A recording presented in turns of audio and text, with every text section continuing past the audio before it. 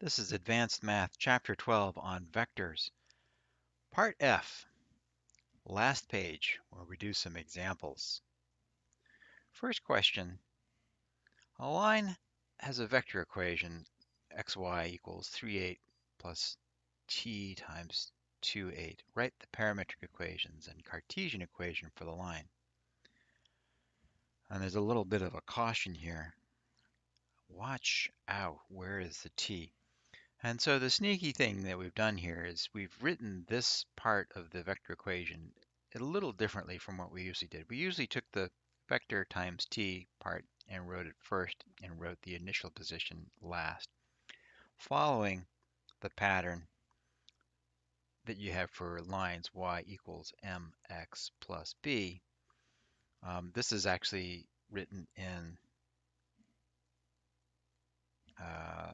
y equals b plus mx form, which is okay. But just have to keep an eye out for that. So writing it in parametric form, what we're going to do is break it apart into its x and its y components and write each of this. The t is both x and y. So for the x component, for the parametric equation, I'd say x, I'm just taking the pieces here, equals 3 plus 2t. Or you could write it as x equals 2t plus 3. It just doesn't really make any difference. And for the y, I'll take the red parts, the y pieces. So y equals 8t plus 8. Oops. Actually, inadvertently wrote that in the opposite order. So following, reading this from left to right, I could have written y equals 8 plus 8t. My habit of writing it with the t first is so strong that I wrote this one in that form anyway. So that doesn't really make any difference, to be honest. So there is, in parametric form, the vector equation. So it's an x as a function of time and a y as a function of time equation. So one of the things we can do to write this in a Cartesian equation is to rewrite both of these equations as t equals. So solve for t in both cases. So let's try solving the x equation for t. So I'm going to subtract 3 from both sides and get x minus 3, 2t, and then I'll divide by 2 on both sides, and I'll get t is x minus 3 over 2. And for the y, I'll subtract 8 from both sides. I'll get y minus 8 equals 8t, and I'll divide both sides by 8. And I'll get t equals y minus 8 over 8. Now, at every point along this line, the t is the same for the x and the y. You pick any point on the line. At that instant, whether you're looking at the x or the y part, the t is whatever the t is. So we can take the y, or t is a function of y, and the t is a function of x, and set them equal to each other. Why? Because that gives us an equation with just x's and y's, and stands to reason that that's going to end up being, or maybe it doesn't stand to reason. It turns out that that gives you an equation, a linear equation, in terms of x and y. So let's try that. X minus 3 over 2, y minus 8 over 8. So I can cross multiply, say, for example, 8x minus 24 equals 2y minus 16. Let's add 16 to both sides. Let's see. I'm going to rearrange the order to 2y equals 8x plus 16 minus 24. 2y equals 8x minus 8. And we'll divide both sides by 2. Y equals 4x minus 4. And so that is a linear equation that if you watched a particle moving according to this vector equation with respect to time, it would follow a path along this line, y equals 4x minus 4. All right, so those are the two pieces. We got the parametric equations. Parametric is here, and then the Cartesian equation for the line is there. All right, next question.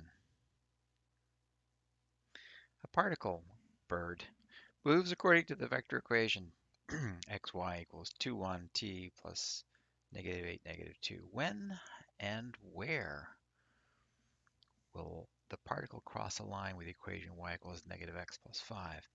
So you could graph y equals negative x plus 5, and you could plot the position of the particle at various times on the same axes and see if one of those positions actually is on this line, and then that would be a solution.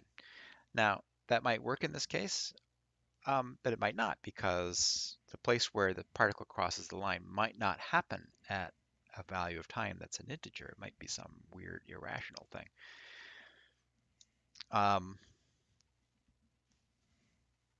So we'd like to be able to do this algebraically instead.